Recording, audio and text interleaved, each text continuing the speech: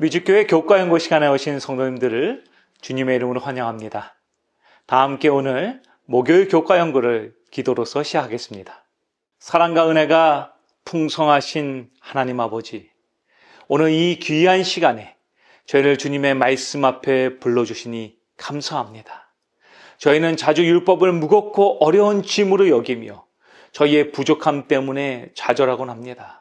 주님, 오늘 이 시간 성령께서 저희의 마음을 열어주시어 율법의 참된 의미를 깨닫게 하여 주시옵소서. 율법이 저희를 억압하는 규칙이 아니라 저희를 향한 하나님의 사랑의 약속임을 알게 하시고 그 약속의 완성이신 예수 그리스도를 더 깊이 만나는 시간이 되게 하여 주시옵소서. 이 모든 말씀이 저희의 삶을 변화시키는 살아있는 진리가 되기를 간절히 원하며 주 예수 그리스도의 이름으로 간절히 기도합니다. 아멘. 목요일 교과 연구의 주제는 율법, 우리를 위한 하나님의 약속입니다. 성경 로마서 3장 20절로 24절에서 사도 바울은 저희에게 다음과 같이 권면합니다. 그러므로 율법의 행위로 그의 앞에 의롭다 하심을 얻을 육체가 없나니 율법으로는 죄를 깨달음이니라. 이제는 율법 외에 하나님의 한 의가 나타났으니 율법과 선지자들에게 증거를 받은 것이라. 곧 예수 그리스도를 믿음으로 말미암아 모든 믿는 자에게 미치는 하나님의 의인이 차별이 없느니라. 모든 사람이 죄를 범하였음에 하나님의 영광에 이르지 못하더니 그리스도 예수 안에 있는 속량으로 말미암아 하나님의 은혜로 값없이 의롭다 하심을 얻은 자 되었느니라. 많은 사람이 율법을 지키기 어려운 규칙이나 구원을 얻기 위한 조건으로 생각합니다. 그러나 사도 바울은 로마서에서 분명히 말하고 있습니다. 율법의 행위로 그의 앞에 의롭다 하심을 얻을 육체는 없다는 것이죠. 율법은 죄를 깨닫게 하는 것이라는 것입니다. 율법을 아무리 완벽하게 지키려 해도 우리는 그것을 통해 구원을 얻을 수 없다는 것이죠. 각 시대의 대쟁투 467페이지는 다음과 같이 권면합니다.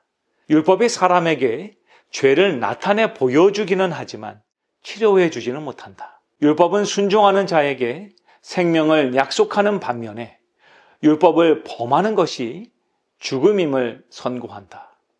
오직 그리스도의 복음만이 죄의 선고와 더러움에서 사람을 해방시킬 수 있다. 사람은 하나님의 율법을 범하였으므로 하나님께 회개하고 그리스도를 자신의 속죄의 제물로 믿어야 한다. 그렇게 함으로 사람은 전에 지은 죄를 간과하심으로 용서를 받고 신의 성품에 참여하는 자가 된다. 네, 율법은 저희에게 죄를 나타내 보여주지만 치료해 주지는 못합니다. 분명한 것은 오직 그리스도의 값없는 은혜만이 우리의 죄로 인한 상처들을 치료해 주며 참된 구원으로 인도한다는 것입니다.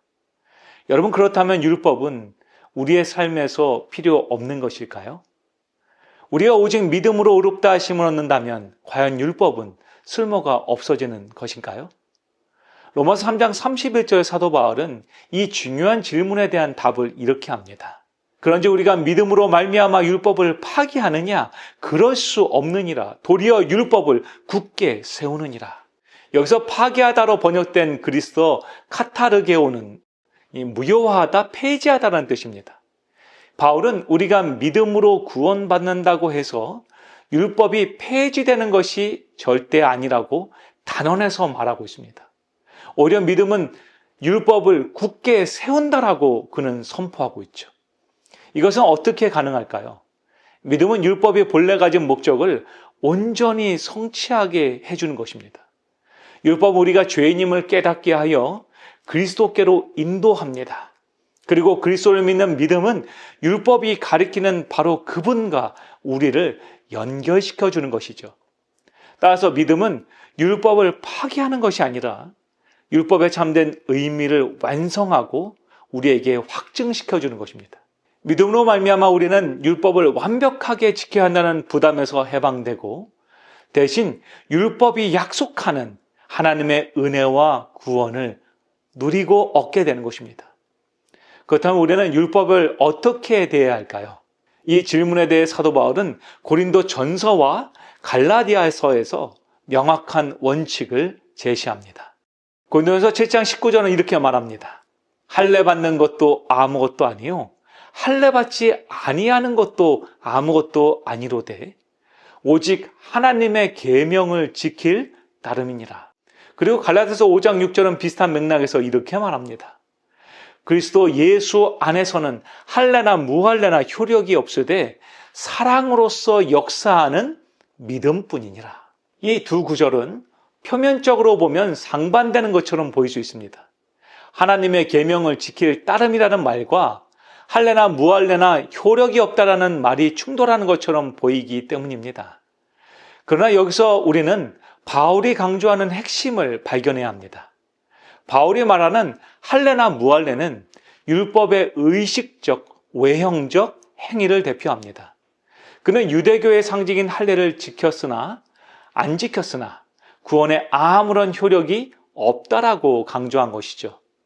구원은 특정한 행위를 통해서 얻는 것이 아니라 오직 예수 그리스도를 믿는 믿음을 통해서 주어지는 하나님의 은혜인 것입니다. 그러면서 바울은 오직 하나님의 계명을 지킬 따름이라고 말합니다. 이는 율법의 정신을 무시하라는 뜻이 아닙니다. 오히려 율법의 행위를 넘어서 사랑으로서 역사하는 믿음이야말로 진정한 하나님의 계명을 지키는 것이라고 지금 우리에게 가르치고 있는 것이죠. 율법의 모든 조항은 궁극적으로 하나님과 이웃을 사랑하는 이 두 가지의 계명으로 요약됩니다. 따라서 예수 그리스도를 믿는 사람은 율법의 외적인 행위에 얽매이지 않고 사랑으로 이웃을 섬기며 하나님을 경외하는 생애를 살아가는 예배자가 되는 것입니다. 이것이 바로 율법의 정신을 온전히 이루는 생애인 것이죠. 율법을 지키려는 노력은 구원을 얻기 위한 수단이 아니라 이미 구원받은 자가 사랑의 약속 안에서 살아가는 자연스러운 성령의 열매를 맺게 되는 것이죠. 성경에서 십계명을 나타낼 때 사용된 히브리어는 이 다바림입니다. 이 단어는 흔히 계명으로 번역되지만 그 문자적 의미는 말씀이라는 뜻입니다.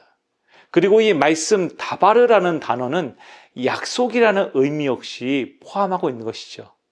성경의 여러 구절도에서 다바르는 약속이라는 개념으로 표현되고 사용되어졌습니다. 이처럼 십계명은 단순히 우리가 지켜야 되는 규칙의 목록이 아닙니다. 그것은 하나님께서 우리에게 주시는 10가지의 언약이요 약속인 것이죠. 하나님이 우리를 올바른 길로 인도하시고 우리 안에서 놀라운 일을 행하시겠다라는 약속의 말씀이 계명 안에 포함된 것입니다.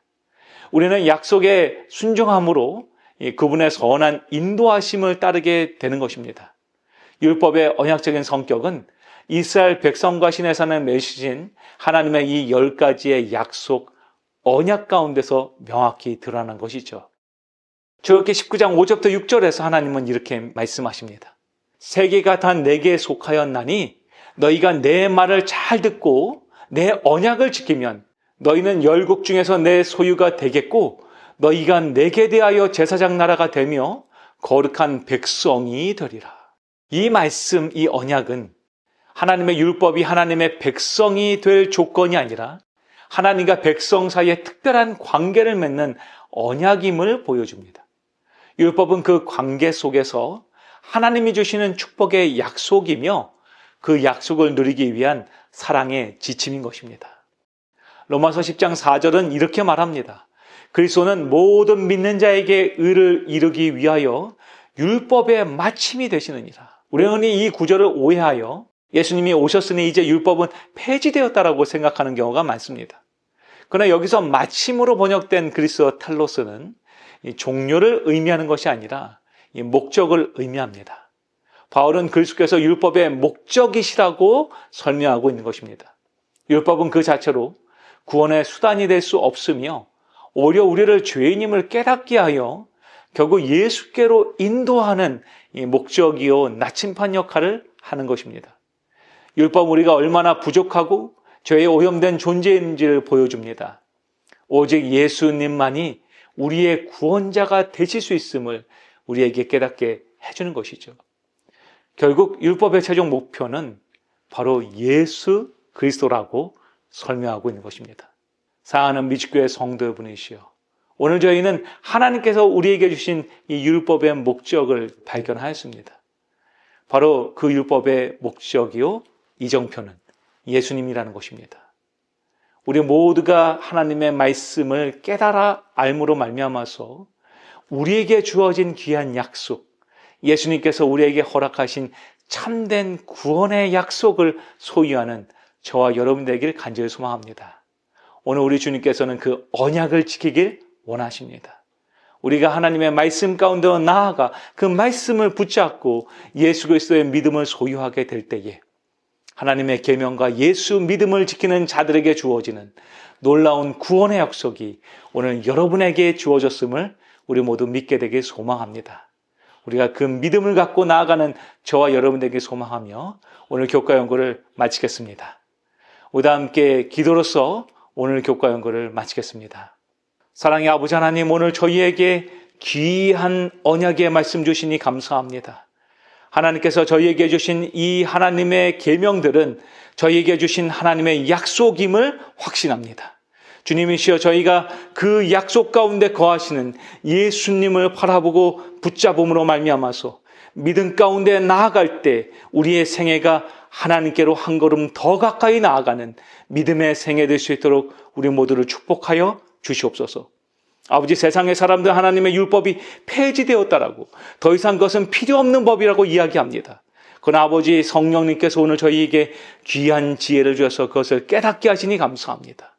율법이 폐지된 것이 아니라 이 율법이 우리에게 초등교사가 되어서 우리에게 예수님께로 인도하는 이정표요 나침판이 된다는 사실을 깨달아 알게 하시니 감사합니다.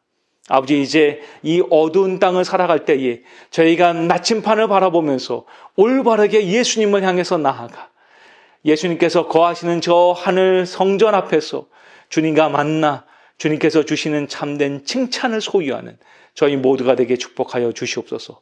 아버지, 오늘도 하나님의 말씀을 지키는 생애를 살기 원합니다. 믿음 가운데 거하게 하시고 말씀 가운데 거하게 하셔서 오늘도 하나님 예배하는 참된 주님의 예배자 되게 축복하여 주시옵소서. 이 시간 함께 기도드리는 모든 성도님들 위해 하나님의 넘치는 축복과 은혜가 오늘 하루 동안 함께 하시며 또한 앞으로도 우리의 모든 생애 가운데 함께 하실 것을 믿고 감사드릴 때 우리를 너무나 사랑하시는 예수님의 이름으로 간절히 기도드리옵나이다. 아멘.